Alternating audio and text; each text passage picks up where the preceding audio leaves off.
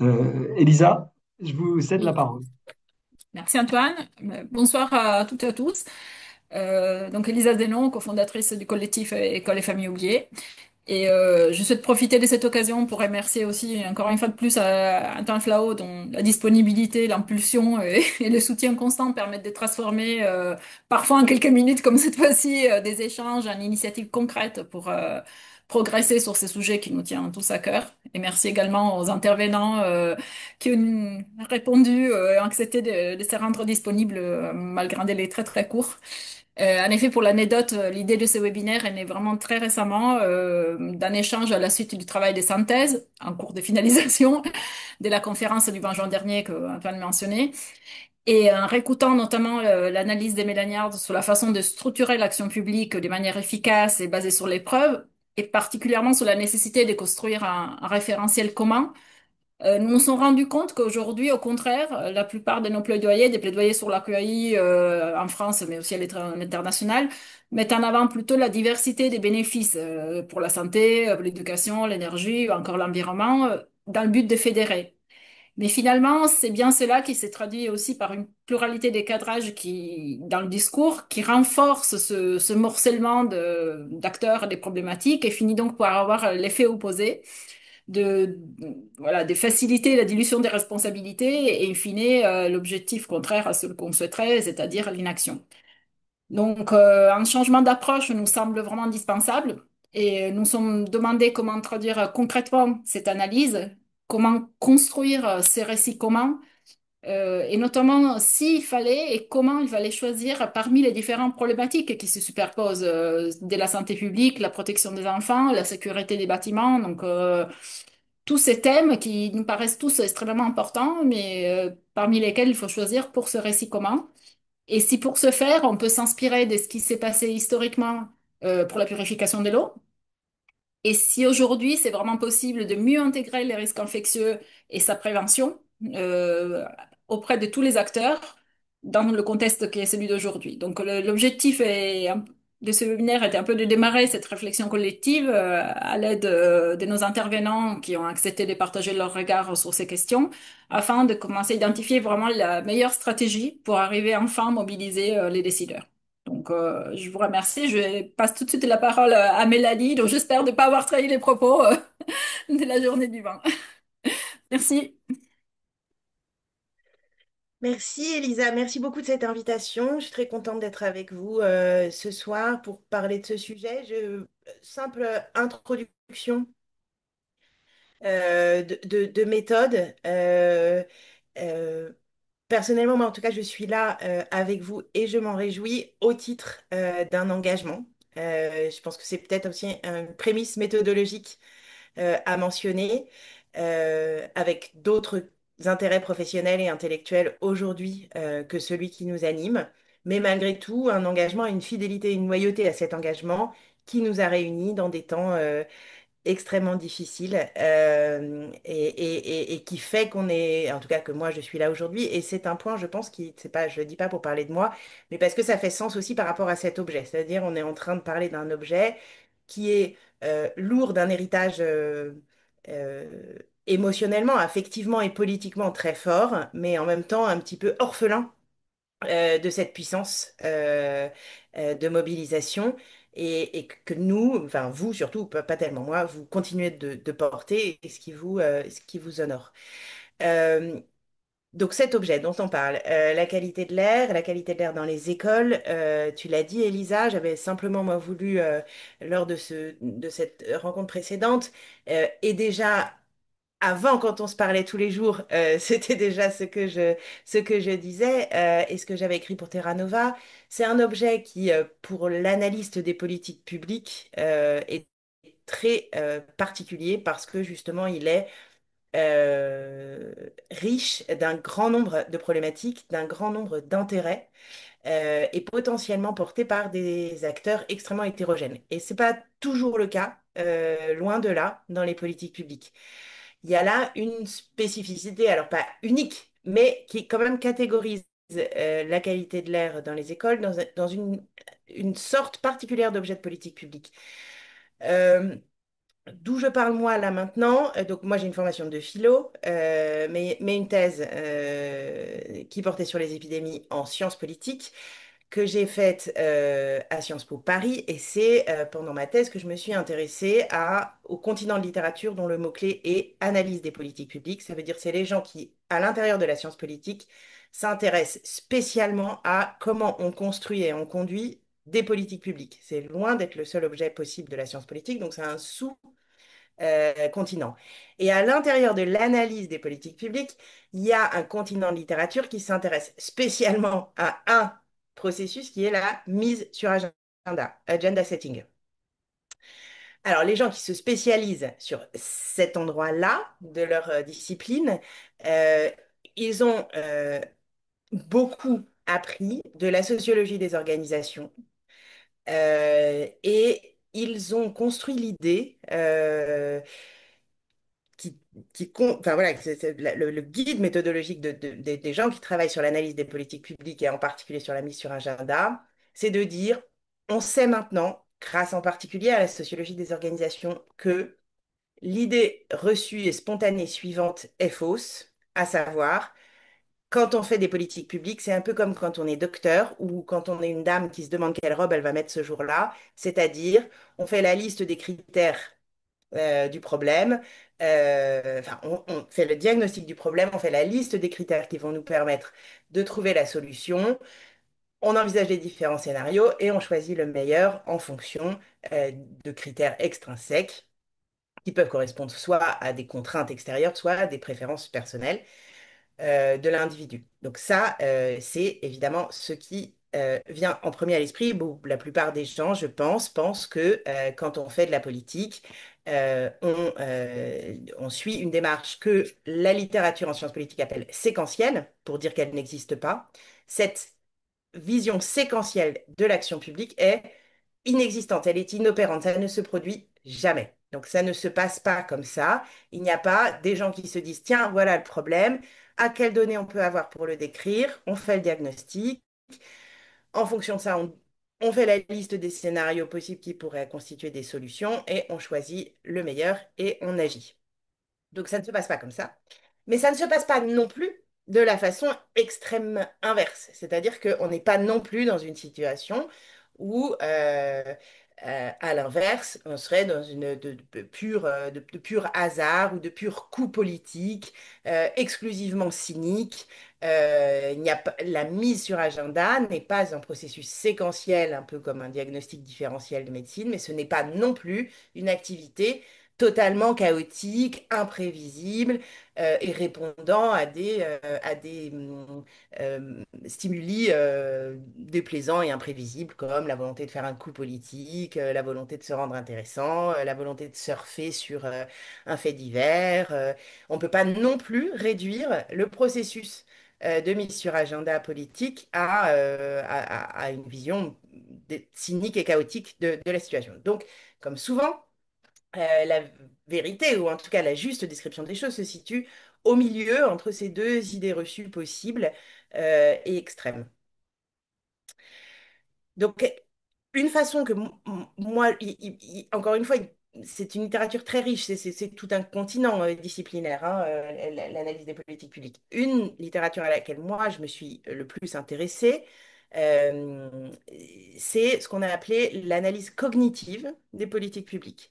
Donc, c'est des gens pas mal du CEVIPOF, des héritiers, donc de Sciences Po, CEVIPOF, CSO sans des sociologies des organisations notamment, mais pas que, hein, c'est aussi dans les autres pays, mais en France, euh, euh, c'est beaucoup ça, euh, ces gens-là. Et donc, ils ont porté l'idée qu'il y avait, en fait, dans le processus de mise sur agenda politique, il fallait se rendre capable de distinguer deux courants, deux phénomènes, deux processus différents. Il s'appelle Analyse cognitive des politiques publiques, ce continent de littérature, parce que justement, il s'intéresse d'abord au processus cognitif de la mise sur agenda. Pour qu'un problème arrive sur l'agenda politique, il faut qu'il y ait eu la construction d'un référentiel qu'ils appellent cognitif.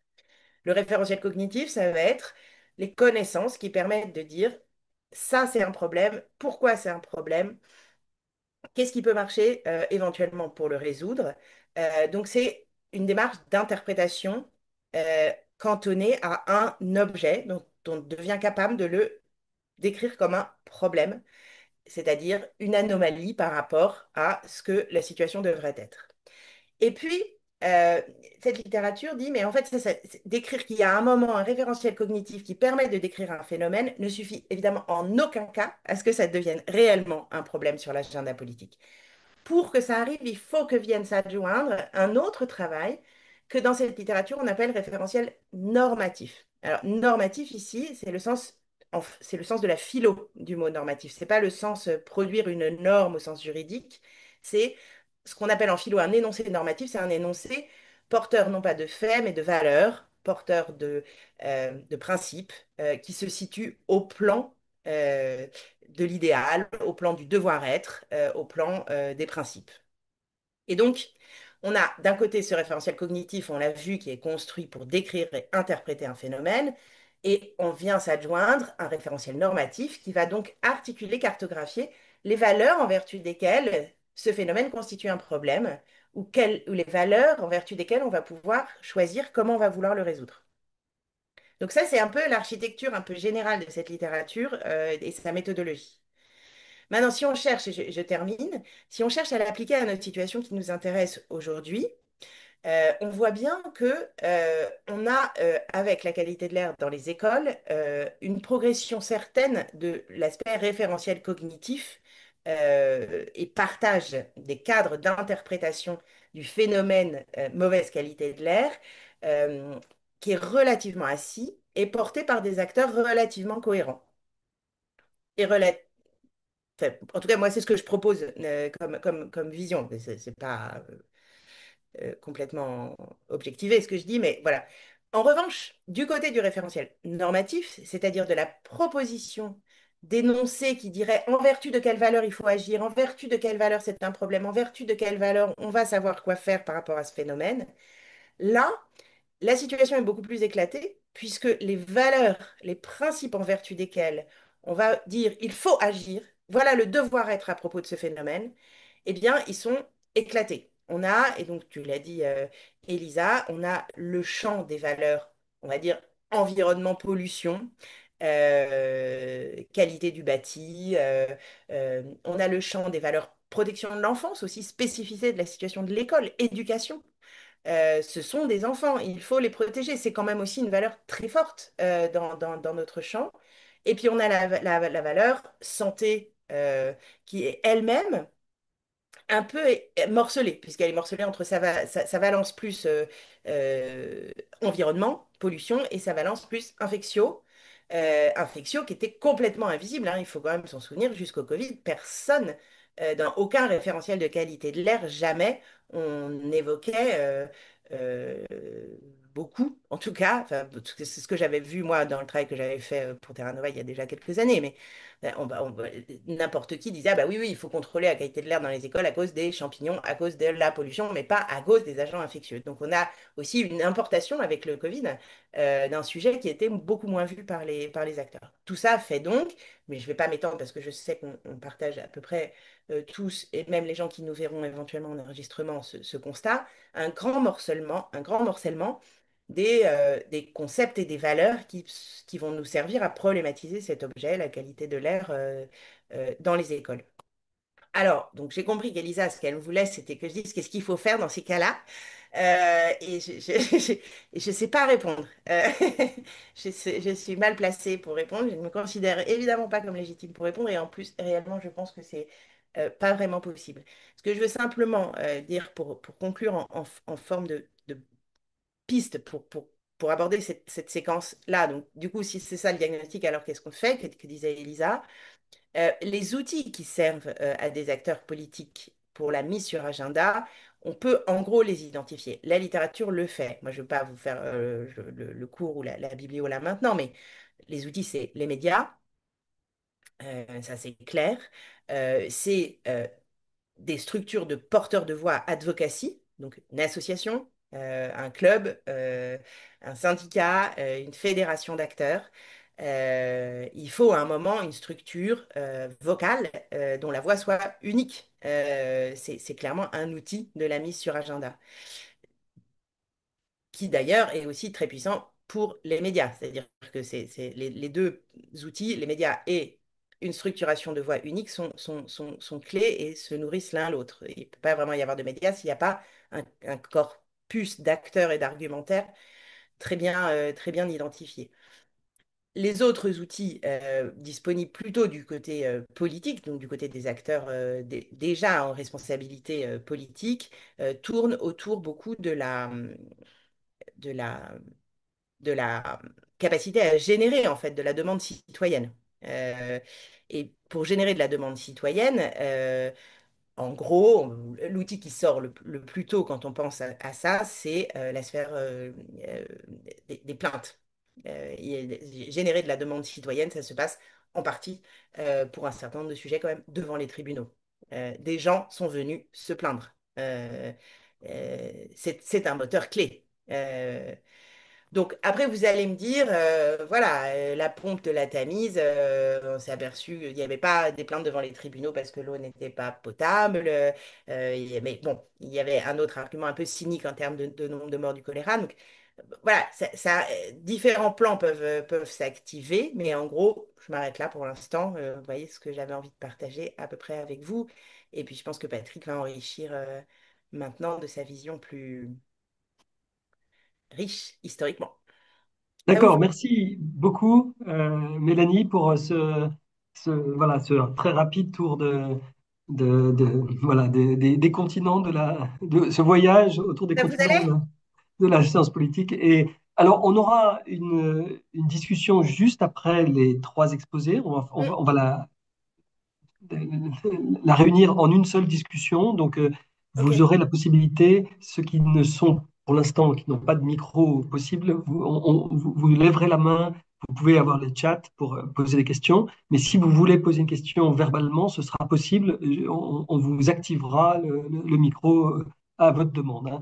Patrick Zilberman, donc voilà, un historien que je connais depuis longtemps puisque il avait la Il avait la chaire chair d'histoire de la d'histoire de santé santé à l'école à de l'école de Rennes, à Rennes, à l'EHESP, l'EHESP, mais mais je me je me tais parce tais qu'il y a un parce peu qu'il y a un peu d'écho et d'écho, comme et ça comme je te ça je te laisse la laisse la parole parole, et c'est et toi c'est qui toi te qui te présenteras. présenteras. Bon, bah écoutez, et vous m'entendez là? Ok. Bah écoutez, moi je vais faire dans la très grande simplicité parce que d'abord l'historien est beaucoup moins, comment dire, évolué dans ses méthodologies que le politiste, sans doute. Et puis parce que, au fond, je n'ai jamais travaillé véritablement sur ce sujet. J'ai travaillé un peu sur le problème de la protection contre la pollution de l'eau, mais en tous les cas, ça ne touchait pas à l'air. Donc j'ai essayé de joindre là les deux fiches de lecture. Qu'est-ce qui peut empoisonner ou au contraire protéger la qualité de l'air des habitations, au sens très large du terme? C'est une question lancinante, mais finalement très peu abordée chez les hygiénistes du point de vue scientifique. La mobilisation des experts, si on se place, si on regarde un peu ce qui s'est fait dans les 2 derniers siècles, ben, la mobilisation des experts était plutôt rare. Et elle intervient essentiellement dans les 20 dernières années du 19e siècle, après un incident qui vous rappellera sans doute des choses. C'est à Paris en 1880 des vapeurs fétides qui empestent les 18e, 9e, 8e, 17e et 15e arrondissements. Tout d'un coup, ça sent très mauvais dans la ville. Et évidemment, il y a des protestations et puis il y a aussi, on se demande ce qui se passe. Alors, les hygiénistes se tournent tout de suite vers la voie publique où les immondices s'accumulent. Les vidanges sont faites à même l'égout. C'est pourtant interdit, mais les habitants ne se gênent pas pour les pratiquer. Les cloaques se multiplient. Il faut se souvenir, si vous voulez, que vers 1880, il y avait 80 000 animaux de bas et de trait dans la ville. Ça faisait évidemment pas mal de dégâts. Les orages et les canicules sont aussi connus. Il y a la fameuse canicule de 1911 qui a fait une quarantaine de milliers de décès. Et puis, il y a des choses qui ont beaucoup remué les contemporains, comme par exemple les milliers de poissons empoisonnés par l'égout collecteur de l'Alma, qui dégageait une odeur insupportable avenue de Versailles et dont parle Apollinaire dans une de ses chroniques. Le grand coupable, en fait, de cet empoisonnement de l'air extérieur aussi, alors à ce moment-là, c'est les excréments humains. Les excréments humains qui, évidemment, se sont multipliés à Paris en 1830, on comptait 800 000 habitants, en 1880, 2 millions. Évidemment, ça ne peut n'avoir que des effets difficiles à mesurer, mais des effets très, très, très difficiles à supporter. Paris est submergé à cette époque par le drame matériel de l'ordure. Malgré le développement fulgurant des réseaux, il y avait 24 km d'égouts en 1806 à Paris, il y en aura 1177 en 1906. Donc évidemment, là aussi, si vous voulez, vous voyez le problème sur le problème des immondices et des excréments. Dès lors, la puanteur envahit les capitales chaque été jusqu'à la Première Guerre mondiale, ce qui finalement pousse l'administration à agir. Et le 28 septembre 1880, le ministre de l'Agriculture et du Commerce crée une commission des odeurs. Dans cette commission des odeurs siège Pasteur, et que je ne présente pas, je ne pense pas que ce soit utile, et Paul Brouardel, qui est le commissaire du gouvernement pour la mise en place d'une loi sur la santé publique et qui s'intéresse à la science et à la santé publique. Le schéma hygiéniste, c'est Brouardel justement qui le définit. Ce sont des effluves, des courants d'air délétères qui, échappés des dépôts d'excréments humains, peuvent transporter les germes de la fièvre typhoïde. Donc, c'est très intéressant parce que, si vous voulez, il est évident qu'il n'y a aucune preuve n'a jamais été apportée d'une telle affirmation, mais on sait tout de suite, donc, les hygiénistes se sont tout de suite précipités sur le transport d'effluves qui pourrait faciliter la circulation des germes, que ce soit la fièvre typhoïde ou la scarlatine, par exemple. Donc, un certain nombre de sources d'insalubrité, donc de danger. Dans la médecine néo-hippocratique du temps, la maladie se dénonce par des odeurs. Donc, le thème des odeurs est absolument capital. Dans ces dernières décennies du siècle, l'hygiène est encore fermement à cette médecine néo-hippocratique. Ou est-ce que, disait Chadwick, qui est devenu ministre de la Santé du Royaume-Uni en 1848, all smell is disease, la maladie, c'est l'odeur. A contrario, Pasteur, dès 1860, donc relativement au même moment, si vous voulez, travaillant sur les corpuscules organisés qui existent dans l'atmosphère, à l'occasion de sa critique de la doctrine des générations spontanées, Pasteur montrait, lui, à la différence de Brouardel, que l'air ne peut à lui seul provoquer ni la fermentation, ni entraîner l'apparition de micro-organismes.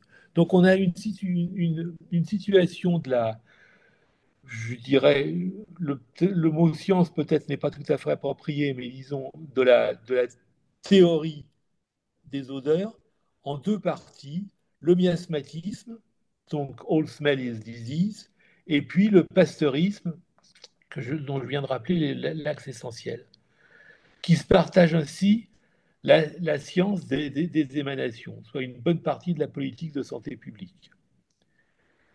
Donc, on peut aussi faire une analogie peut-être un peu douteuse avec ce qui s'est passé pour la peste au XVIIe siècle, où les hygiénistes ont commencé à revêtir une large robe de toile cirée à laquelle s'ajoutait un masque pourvu d'un long bec abritant parfums et désinfectants et des lunettes protégeant les yeux des miasmes.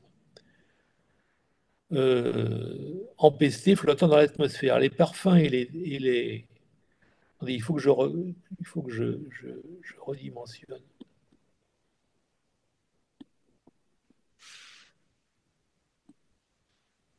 Voilà, excusez-moi. Les parfums et les désinfectants, donc logés dans le bec du capuchon, étaient censés éloigner les odeurs de la peste, vecteur de la contagion. Alors ce costume, qui est bien connu aujourd'hui, on l'a de nouveau vu réapparaître il n'y a pas très longtemps dans un des romans de Fred Vargas, qui a fait sa thèse sur la peste, je le rappelle. Ce costume rencontre un vif succès à l'époque. Tous les médecins n'étaient toutefois pas convaincus de son pouvoir protecteur. La toile cirée protégeait des puces qui ne pouvaient cependant y faire leur nid. Dans la science du temps, les puces étaient un tourment, pas un vecteur pour des germes. En un mot, la robe en toile cirée protégeait des puces, pas des miasmes délétères de la peste. Il va falloir enjamber en fait 3 siècles pour voir s'avancer la théorie une théorie de la transmission des germes respiratoires.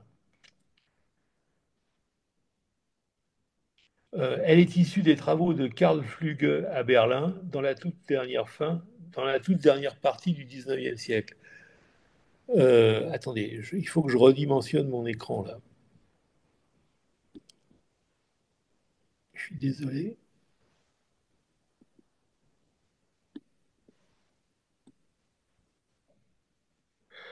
Voilà. Flux travaillait alors sur la tuberculose et faisait l'hypothèse d'une transmission des germes infectieux via les gouttelettes émises lors d'un éternuement ou d'une toux, hypothèse reprise d'ailleurs en 1905 par des épidémiologistes canadiens qui avaient à lutter contre une épidémie de scarlatine dans l'Ontario, pardon.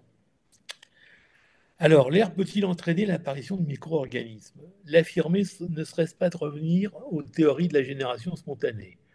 Nous ne savons pas, dit-on, si la contamination s'effectue par des gouttelettes de salive ou par de fines particules excrétées lorsque nous parlons. Dès lors, nous ignorons si et quand le masque chirurgical, doit être porté et par qui. C'est une question qui a réapparu tout très récemment, à partir de 2006, je vous le rappelle, notamment après la pandémie de SRAS et de grippe de décidément 2009-2010. Le masque serait-il aujourd'hui l'équivalent de la robe de toile cirée, simple et apparemment logique? Une hypothèse conforme aux faits n'était que la théorie qui la soutenait n'était rien d'autre que le produit d'une docte ignorance.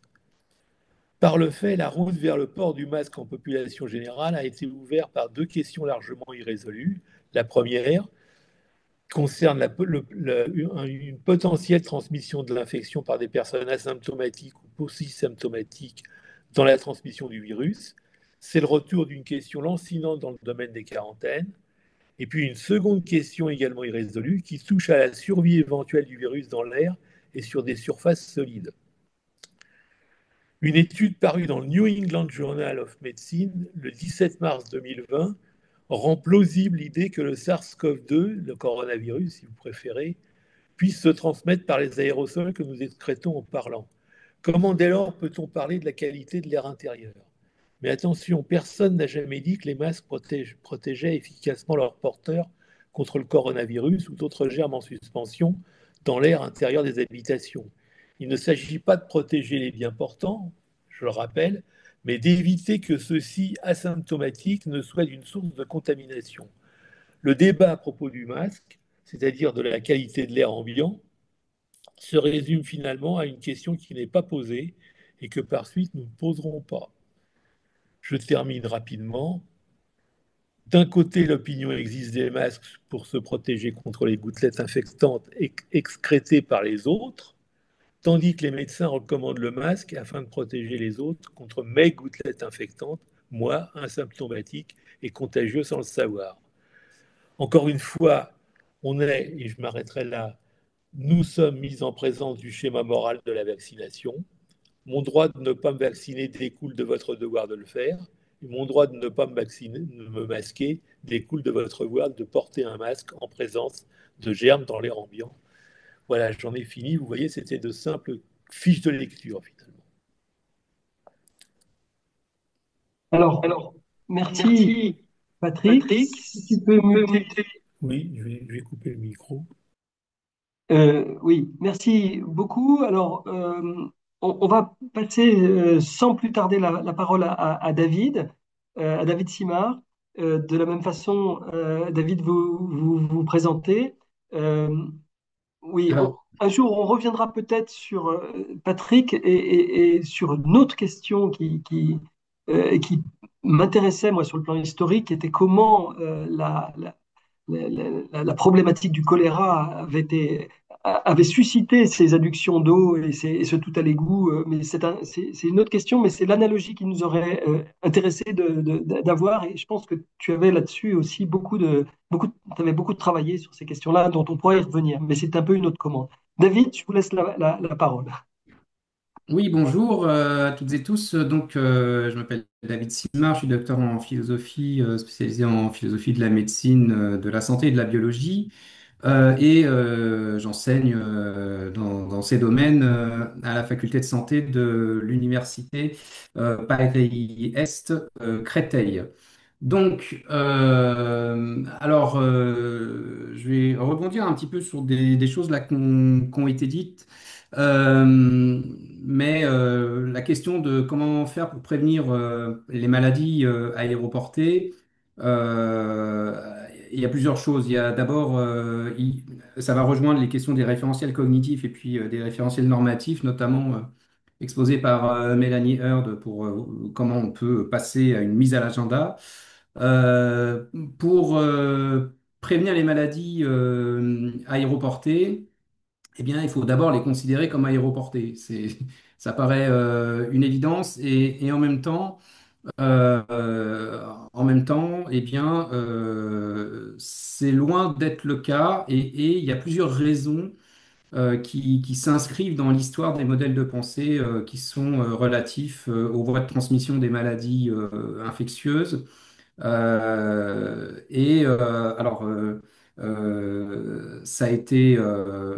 Ça a été abordé rapidement par mon prédécesseur Patrick Zimmermann sur notamment théorie des miasmes, etc. Théorie des germes. On a dans la première moitié du 19e siècle, il y avait deux grands modèles, on va dire, de représentation de transmission des maladies épidémiques ou voilà, sur d'un côté le contagionnisme et le non-contagionnisme. Et dans le non-contagionnisme, on a la plupart sont infectionnistes, mais pas tous. Donc il y avait comme ça une opposition entre le terme de contagion et infection, on va dire, avec d'un côté le contagionnisme, une transmission par contact versus une transmission par l'air, mais qui toutes les deux, dans la première moitié du 19e siècle, étaient des théories spéculatives et d'ailleurs, puisqu'il était question du choléra, eh bien, il y avait des débats entre contagionnistes et non contagionnistes sur le choléra et aussi sur la fièvre jaune qui est transmise par un moustique. Et en fait, ces modèles ne ne pouvaient pas rendre compte de la diffusion de ces maladies. Et dans la deuxième moitié du 19e siècle, ça a été aussi rapidement dit, plus particulièrement le dernier quart du 19e siècle, c'est la théorie des germes portée notamment par Pasteur, parce que là, cette fois, au microscope, on peut identifier les pathogènes, donc, qui sont des micro-organismes. C'est le concept de très fine gouttelette invisible, donc, qui a été élaboré par Flügge. et qui peuvent rester en suspension dans l'air en transportant des microbes sur de longues distances. Et donc on est dans cette période où euh, il y a une démarche aseptique en chirurgie et qui s'appuie notamment sur Pasteur et qui conduit finalement les chirurgiens à se dire que il faudrait qu'ils portent le masque, qu'ils portent des masques lorsqu'ils font des interventions chirurgicales. Et c'est pour ça qu'on parle depuis de masques chirurgicales, mais aussi plus globalement que contre les infections respiratoires, en particulier donc la tuberculose pulmonaire. Eh bien, il y a des mesures qui disent qu'il faudrait que les personnes atteintes de tuberculose portent jour et nuit un masque, mais ça viendrait en lieu et place en fait de l'isolement. Euh, Flugue, toutefois, est quand même moins contraignant. Il estime que mettre un mouchoir ou sa main devant la bouche lorsqu'on a des quintes de toux, dès lors qu'on respecte une distance d'au moins 1 mètre, hein, ça vient de là, cette histoire d'1 mètre, bah, que c'est suffisant, car les très fines gouttelettes, en fait, il estime qu'elles s'assèchent selon lui assez vite, elles ne restent pas durablement en suspension dans l'air et du coup, et en même temps, elles s'éloignent peu de la source d'émission. Mais l'idée, alors ça, c'est des tentatives, on va dire, de côté référentiel cognitif. Il y a des controverses, ça a été contesté, mais il y a aussi un lien tout de suite avec ce qu'on pourrait appeler les référentiels normatifs, hein, pour reprendre les termes de Mélanie Heard. C'est que derrière cette idée de Flugue, bah, c'est qu'on puisse rester finalement en contact avec les malades et ne pas trop les craindre, même s'il faut rester à 1 mètre on peut rester avec eux. Et là, il y a quelque chose qui relève plus de valeur, hein, enfin, que vraiment d'ordre cognitif, du lien social. D'ailleurs, pendant la Covid, la pandémie de Covid, enfin, surtout pendant la période d'urgence sanitaire internationale, on parlait de distanciation sociale. Voilà. Alors, cette approche de Flügel a quand même été contestée par un médecin ORL allemand qui s'appelle Frankel, pour lequel ce concept de très fine gouttelette qui était proposé par Flügel, en fait, augmentait considérablement le risque de contamination par l'air. Et donc, il préconisait de manière plus systématique le port du masque et aussi l'aération des espaces clos. Mais cette approche par l'air dans l'ère pasteurienne, hein, c'est-à-dire où on considère qu'il y a des microbes et ce sont plus des miasmes qui viennent des effluves de matière en putréfaction, de cadavres, d'immondices, etc. euh, Ça évoque quand même pour tout un tas de contemporains de l'époque, ça évoque trop un imaginaire anxiogène qui rappelle justement cette théorie des miasmes qui, elle, est tombée en désuétude à ce moment-là. Et parallèlement, plusieurs maladies qui étaient considérées quelques dizaines d'années auparavant comme se transmettant par l'air, j'ai parlé de la fièvre jaune et du choléra tout à l'heure, eh bien, avaient trouvé d'autres explications à leur transmission. Et c'est dans ce contexte, au début du XXe siècle, qu'un médecin de santé publique américain, Charles Chaplin, a promu le modèle de la transmission par contact en incluant dans ce modèle-là les grosses gouttelettes qui tombent rapidement à proximité de la source d'émission et qui étaient, selon lui, les seuls à pouvoir transporter des agents infectieux. Et en fait, il a transposé le modèle des maladies qu'on appelait vénériennes à l'époque, c'est-à-dire les maladies sexuellement transmissibles et des maladies de l'appareil digestif, aux maladies respiratoires dont il récuse qu'elles sont aéroportées, mais qu'en fait elles se transmettent par le manuportage, par les mains qu'on met à la bouche, à notre visage, au nez continuellement. On touche un tas d'objets qui sont touchés par d'autres ensuite. Et ça, c'est un paradigme. Donc c'est vraiment un modèle de pensée qui va dominer tout le XXe siècle et le début du XXIe siècle, même s'il y a eu le concept de noyau de gouttelettes, droplet nuclei, hein, qui a été élaboré par William Wells, et qui s'est positionné contre Chapin et qui disait que finalement l'inhalation aérienne à distance était une forme élargie de la transmission par contact. Et puis ensuite, il y a eu un épidémiologiste américain, Alexander Langmuir, qui lui a d'abord promu dans la deuxième moitié du XXe siècle le modèle de Chapin, pour finalement, dans les années 1980, dire qu'il y avait quand même une transmission aérienne d'un certain nombre de maladies, dans les maladies respiratoires, mais qui, lui, avait repris, c'est lui qui avait repris, entre autres, hein, la norme, enfin la mesure de 5 micromètres pour faire la distinction entre les grosses gouttelettes et les micro-gouttelettes, les gouttelettes qu'on va appeler aérosols, mais qui était une mesure en fait reprise de l'hygiène industrielle et de la toxicologie dans le cadre de la médecine du travail qui travaillait plutôt sur les questions de pénétration chez les travailleurs de dioxyde de silicium qui donne la silicose, par exemple.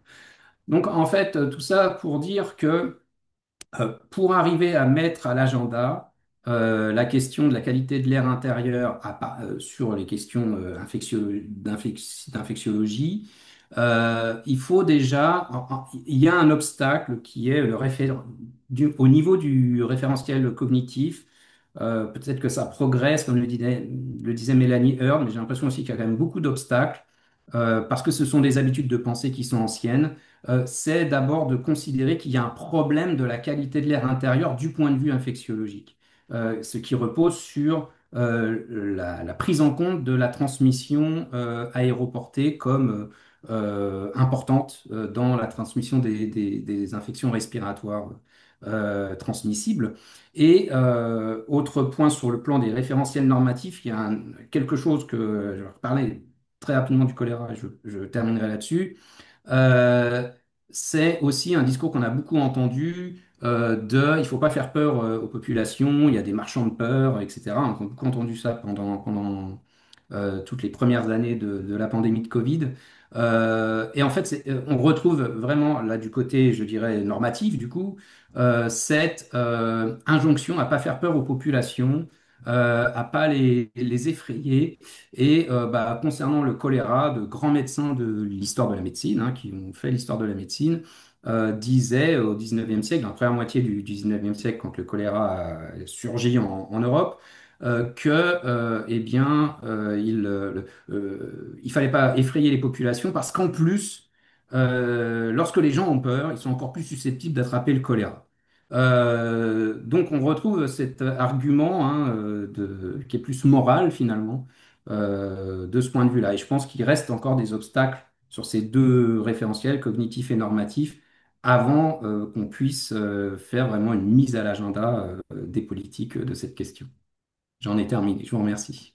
D'accord, merci beaucoup, David. Merci à tous les trois pour vos éclairages. Je pense que vous avez compris, hein, on avance lentement et on n'a pas le souhait d'avancer vite. On a le souhait d'explorer et de bien, de bien enfoncer le socle de la charrue pour avoir un sillon bien fertile.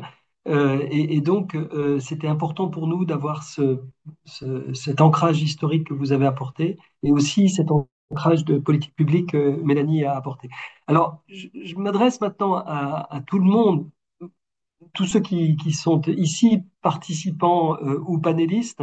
Si vous voulez prendre la parole, je ne sais pas, alors peut-être que Louis et Elisa, vous pouvez m'aider si jamais il y a des questions qui sont mises dans le chat, mais vous pouvez parler, il faut le demander, je pense que vous pouvez lever la main. Si jamais vous ne pouviez pas, vous pouvez le demander aussi dans le chat, je vous activerai immédiatement le micro, hein. Donc voilà, Céline Gratien, par exemple, je vais vous activer. Donc, je vais vous mettre en panéliste. C'est comme ça que ça s'appelle. Vous devez accepter, je crois. Et vous allez passer. Voilà, c'est bon. Donc, vous avez en principe, vous allez apparaître. Vous pouvez désactiver et votre micro et votre caméra si vous le souhaitez pour parler maintenant. Peut-être vous présenter rapidement. Oui, bonjour à tous. Merci beaucoup, professeur Flao et Elisa, de nous avoir donné ce rendez-vous. On s'est arrangé pour être là avec Isabelle Laïbe du CLE, hein, du Covid long enfant, et je représente après J20 Covid long France. Nous sommes venus le 20 juin et on a retrouvé donc des éléments en les développant davantage aujourd'hui, ce qui est très intéressant d'un point de vue historique. Donc moi, j'avais une question concernant, comme vous vous en doutez, plus particulièrement la gestion du Covid. En tout cas, comment ça se passe aujourd'hui et comme vous avez réuni des historiens et en même temps euh, des, euh, des analystes, hein, de différentes stratégies de sciences politiques au sens noble pour pouvoir faire bouger les choses. Moi, je me posais une question sur qu'est-ce que vous pensez en psychologie des foules et des décideurs, qu'après une très grande peur et le constat d'avoir survécu à cette pandémie, qui a quand même fait 18 millions de morts, hein, pas les 7 dont on parle, mais les 18, le chiffre est sorti aujourd'hui. Euh, Qu'est-ce qu'il fait qu'il y a une différence entre les démocraties? Là, je parle uniquement des démocraties et pas des systèmes dictatoriaux qui peuvent se permettre d'imposer un zéro Covid dévastateur par d'autres moyens. Donc plutôt en Occident. Mais cette envie de vivre qui fait qu'aujourd'hui, on remarque qu'en fait même le mot de Covid lui-même n'est plus prononcé ou est évité en fait par tout le monde. Qu'est-ce qui fait, d'où viendrait cette envie d'oublier en fait, cette idée de retourner en arrière ou de nier ce qui s'est passé qui s'installe et qui fait que même on met en doute beaucoup de paramètres de ce qui s'est passé. Et je prendrai juste un exemple et ma question sera, est-ce que certains parmi vous se sont intéressés à ce phénomène? On a parlé tout à l'heure du SRAS en Asie. Le SRAS de 2005-2006 a touché énormément Taïwan et la Corée du Sud. À une époque où les échanges commerciaux et par avion étaient beaucoup moins intenses. Et ces deux pays en ont tiré des leçons vraiment à long terme. Et encore aujourd'hui, par exemple, le Nimbus est arrivé en juin à Séoul et immédiatement, euh, les Coréens se sont masqués, c'est-à-dire ils ont les masques à disposition, des FFP2, et ils ont bien conscience qu'ils peuvent transmettre et qu'ils peuvent être contaminés. Et donc c'est une culture, en fait, une éducation collective et qui n'a pas du tout pris en France. Et ma question, c'était pourquoi ça n'a pas pris, en fait? Pourquoi on est revenu à la même situation, en fait? Les gens ne veulent pas se masquer, ne veulent pas entendre parler de... Si. Oui, c'est 2002-2003, tout à fait, puisque j'avais un bébé à cette époque-là et qu'on avait Donc, très peur de la contamination. Mais donc, voilà, c'était ma alors, question entre Asie et Occident et à travers l'histoire. Est-ce que il y a une explication à ce déni, en fait, collectif? Alors, merci Céline Gratien pour votre question. Je ne sais pas si quelqu'un veut essayer d'apporter quelques éléments de réponse. Si d'autres ont envie de prendre la parole, n'hésitez pas à lever la main et ça permettra de gérer le temps. On s'arrête, comme promis, vraiment de façon exacte à 19 heures. Donc, on a un temps, on refera d'autres webinaires, une série de webinaires sur ce thème en explorant davantage plus tard, mais on va être ponctuel. Peut-être que Mélanie, voilà, a envie de répondre. Oui, non, pour répondre à Céline, je pense que un élément intéressant que vous soulevez, euh, en dehors de la souffrance et de la peine que vous évoquez, c'est d'un point de vue purement cynique, un outil de politique publique qu'on a pu repérer comme une catégorie d'outils de politique publique de mise sur agenda, c'est ce que dans la littérature on appelle en anglais routiniser. Routiniser des problèmes. Routiniser des problèmes, euh, ça permet en fait à des acteurs politiques du coup de s'en emparer et puis de s'assurer de la visibilité sur leur dos. Hein, c'est un peu sinistre, mais c'est quand même comme ça. L'exemple type, hein, c'est le budget. Ça revient tous les ans et si on est bon sur le budget, on est sûr, c'est une routine, on peut se faire voir sur le sujet. Donc de ce point de vue-là, moi, en vous écoutant, ce qui me frappe, c'est qu'il n'y a pas eu de routinisation de la mémoire du Covid. On le disait, je me souviens déjà, Elisa, euh, presque tous les jours, toutes les deux. Et moi, à l'époque, je travaillais pour Terra Nova. On a essayé d'organiser la mémoire du Covid, on est au plus haut niveau de l'État, à essayer de susciter une dimension d'hommage et de mémoire, et ça ne s'est pas passé. C'est vrai que typiquement, voilà, des échéances régulières de mémoire, c'est ce qui manque dans ce que vous évoquez pour que ça devienne un repère et potentiellement un vecteur de mobilisation à mon avis. Enfin, parmi plein d'autres choses qui manquent hein, et que vous évoquez. Oui, sachant que la mémoire, pour le moment, les malades de Covid long et ceux qui s'infectent encore aujourd'hui et qui déclarent un Covid long ne sont pas du tout dans le mémoriel. Mais c'est vrai que cette idée d'en parler régulièrement, oui, fait partie des process, effectivement. Alors, Merci beaucoup. juste pour continuer sur cette question, est-ce que nos historiens et philosophes ont des points à dire? Je suis frappé de voir que, par exemple, on a perdu la mémoire du paludisme, en tout cas en Europe, quoi, alors que il était très prévalent dans toute l'Europe, hein, cette fièvre des marais. On a perdu la mémoire du choléra aussi, finalement, alors que c'était des épidémies très violentes. Donc, je dirais qu'on a perdu la mémoire de la variole aussi, complètement, et de la poliomyélite, probablement. Donc, finalement, la rémanence de ces infections ou voilà, de ces tragédies hein, n'est pas si longue dans la mémoire collective. Est-ce que vous partagez ça, Patrick et David? Oui, David, bien sûr, prenez la parole. Je dirais qu'il y a deux choses peut-être rapidement qui peuvent jouer. D'abord, comme je le disais tout à l'heure, cette espèce de peur de la peur qui peut conduire à des mécanismes de déni Essentiel. et qui ne sont pas nouveaux en fait avec la Covid. Hein. J'en parlais pour le choléra, mais c'était le cas pour d'autres maladies épidémiques dans les siècles passés avec l'idée en plus que la peur rendait encore plus susceptible d'attraper la maladie en question. Et puis quelque chose qui est aussi la transition épidémiologique, enfin cette euh, théorie de la transition épidémiologique dans nos pays, en tout cas.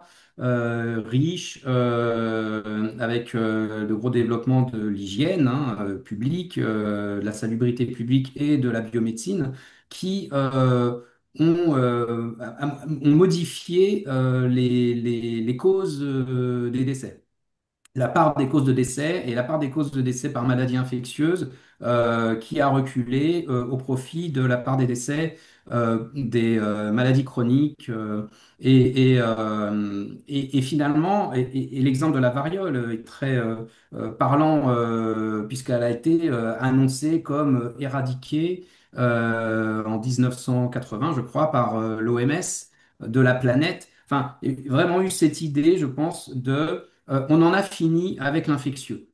Et notre problème, c'est les cancers, c'est les maladies dégénératives, etc. Et finalement, il y a d'abord eu le sida, mais du coup, on se dit, bon, ça touche des populations très spécifiques. Et puis, et puis l'émergence de coronavirus, un retour en force de la grippe. Il a été question tout à l'heure de la grippe H1N1 2009.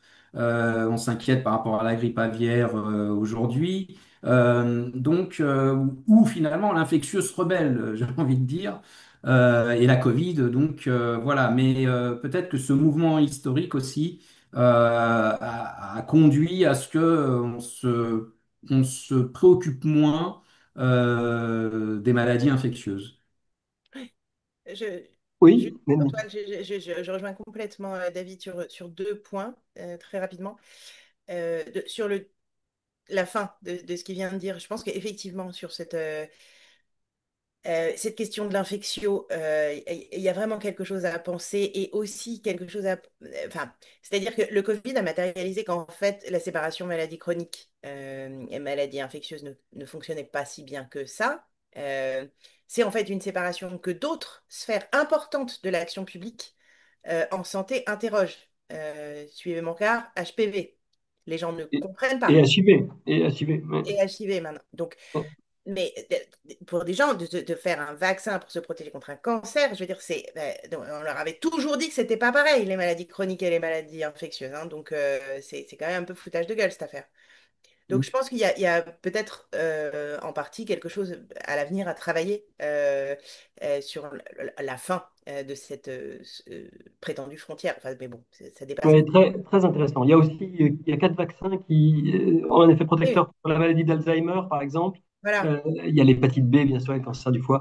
Je vais passer la parole à Louis. De toute façon, Louis, je te passe la parole pour que, d'ailleurs, Louis et Elisa, vous concluiez, parce qu'il nous reste 3 minutes, et peut-être aussi nous donner les prochaines étapes voilà, en remerciant tout le monde. Je profite aussi pour remercier Eric Comte, qui, et avec le Geneva Health Forum, nous a permis d'organiser cette logistique du webinaire. Louis, tu as la parole à Elisa. Il faut que tu es en mute, Louis. On t'entend pas. On t'entend pas, Louis. Je pense que je vais laisser la parole Oui. à Louis pour conclure parce qu'on est un peu court, donc Louis, vas-y. Mais en fait, pardon, excusez-moi, mais j'avais pas repéré qu'il était déjà si tard. Et finalement, la fin de nos échanges m'amenait une question. Est-ce qu'il faut, mais un peu les pieds dans le plat, mais on parle de la résurgence des maladies infectieuses. Du coup, est-ce qu'il faut spécifier, distinguer maintenant Covid des autres ou remettre l'accent sur les maladies infectieuses d'une façon générale?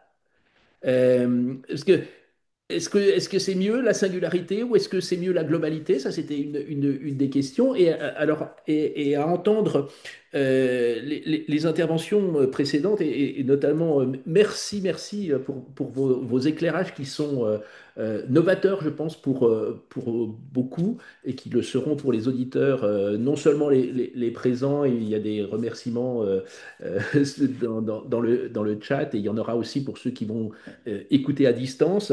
Mais c'est vrai, par le passé, on a parlé des odeurs, on a parlé de la gêne, des puces. Euh, Là, le Covid est inodore. Donc, on a peut-être à travailler sur cette question-là.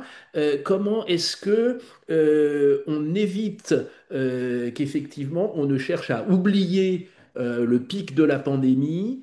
Et je crois que cette question de la mémoire est un sujet important et je pense qu'il faudra, ça pourra être dans nos axes de réflexion, cette question sur la mémoire. Il y a aussi, je pense qu'il y a à revenir sur la question des outils de protection. Et effectivement, le masque en tant que protecteur de soi ou des autres, je crois qu'il y a à travailler sur cela pour enlever, comment dirais-je, toutes les préventions qu'il peut y avoir, mais les préventions, justement, à la prévention. Et je crois que c'est à ça qu'on peut travailler dans les temps à venir. Justement, avec Elisa, on est en train de terminer la transcription des actes du séminaire du 20 juin.